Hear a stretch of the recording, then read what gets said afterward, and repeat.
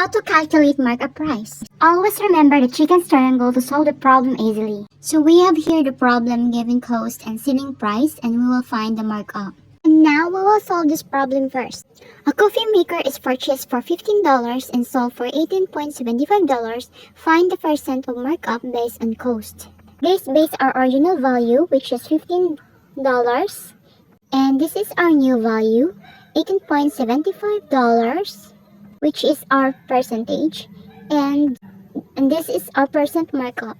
For our percent change, we will subtract percentage minus base. Original value minus new value divided the original value. $18.75 minus $15 equals $3.75 divided the original value $15 equals 0.25. So we will move two decimal places to make it percent, so equals 25%. That is our percent of markup.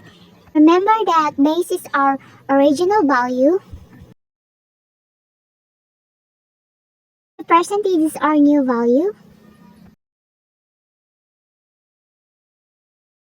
And the rate is our percent of markup.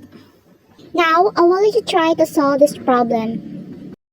A golf store pays its wholesaler $40 for a certain club and sells it to a golfer for $75. What is the markup rate? So now, I will give you 2 minutes to answer the problem.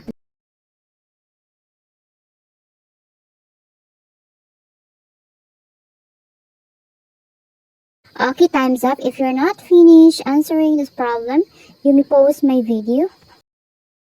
So now let us solve the problem. So a golf store pays its wholesaler $40 for a certain club. So we will put here the $40 as our base. And the sales it to a golfer for $75. So we will put here the $75. And what is the markup rate? So we'll find the markup rate. In order to get the markup rate, we will minus the percentage minus base. So $75 minus $40 equals $35. So $35 divided to our base, $40 equals 0.875 times 100, or move two decimal places, equals 87.5%.